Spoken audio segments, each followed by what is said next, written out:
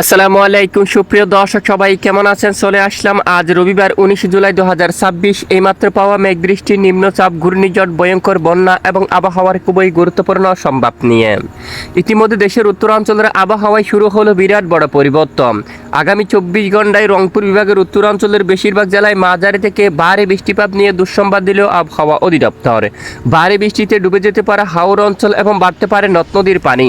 এদিকে আগামী 23-24 তারিখের মধ্যে বাংলার দক্ষিণাঞ্চলে প্রবল আকারে সক্রিয় হয়ে উঠতে পারে মেঘবৃষ্টি। বঙ্গোপসাগরে প্রবল আকারে সক্রিয় হয়ে উঠতে পারে মৌসুমী বায়ু, যার প্রভাবে উত্তাল হতে পারে বঙ্গোপসাগর। খুলনা, বরিশাল ও চট্টগ্রাম বিভাগের জেলায় জেলায় আবারও হালকা থেকে মাঝারি ধরনের বৃষ্টিপাতের সম্ভাবনা রয়েছে। ইতিমধ্যে বঙ্গোপসাগর স্বাভাবিক রয়েছে। আগামী 24 ঘন্টায় ঢাকা, খুলনা, বরিশাল ও চট্টগ্রাম বিভাগের কিছু কিছু জেলার উপর দেশের উত্তরাঞ্চল, রংপুর, ময়মনসিংহ এবং সিলেট বিভাগের দু এক স্থানে অস্থায়ী দমকা বা জোড়া হওয়া সহ বিক্ষিপ্ত বজ্রবিদ্যুৎ সহ বৃষ্টিপাতের সম্ভাবনা রয়েছে। প্রিয় দর্শক, আজ এবং আগামীকাল আগামী এক সপ্তাহ পর্যন্ত কেমন থাকতে চলছে দুই বাংলার আবহাওয়া?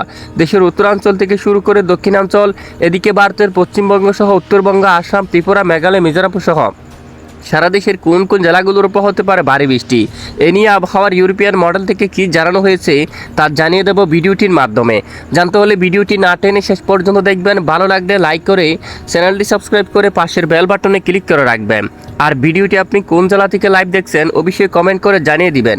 এই মুহূর্তে সরাসরি চলে আসলাম আমরা মেঘমালা উপগ্রহ রাডার স্যাটেলাইট ইমেজের উপর।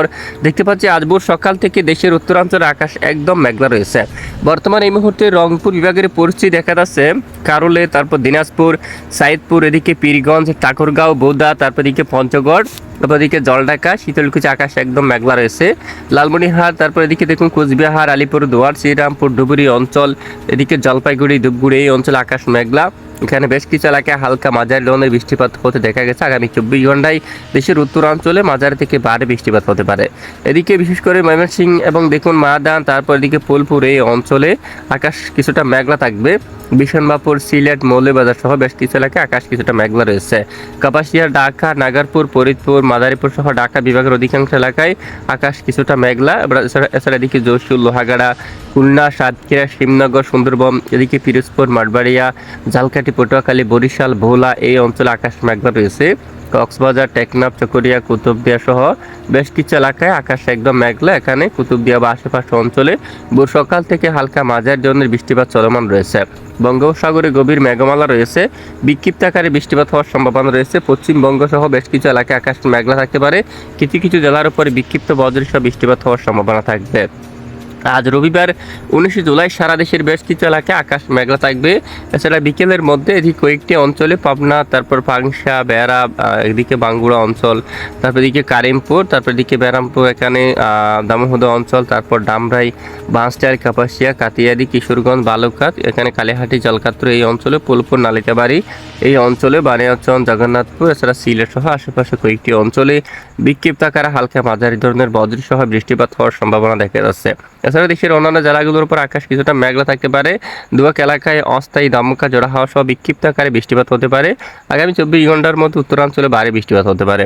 বিশেষ করে কুচবিহার এই অঞ্চলে শীতলকুচি, দিনহাটা, দেবকীগঞ্জ, বোদা, পঞ্চগড়, এদিকে কুড়িগ্রাম এবং লালমনিরহাট, এদিকে জলপাইগুড়ি, ধূপগুড়ি, এছাড়া শিলিগুড়ি, এদিকে ওদলাবাড়ি সহ একেবারে উত্তরের জেলাগুলোর উপর মাঝারি থেকে ভারী বৃষ্টি হতে পারে। ভারী বৃষ্টিতে ডুবে যেতে পারে নিচু অঞ্চল, বাড়তে পারে নদ নদীর পানি উত্তরাঞ্চলের। তারপর এদিকে বিশেষ করে দেশের মধ্য অঞ্চল যদি আমরা একটু দেখি, দেখুন আবহাওয়ার পরিস্থিতি স্বাভাবিক থাকতে পারে। 20 তারিখ সোমবার নাগাদ সারা দেশের বেশ কিছু এলাকায় মেঘলা নিয়ে আকাশ প্রায় পরিষ্কার থাকতে পারে। দেশের দু এক স্থানে বিক্ষিপ্ত আকারে ক্ষুদ্র ক্ষুদ্র আকারে বৃষ্টিপাত হওয়ার সম্ভাবনা থাকবে।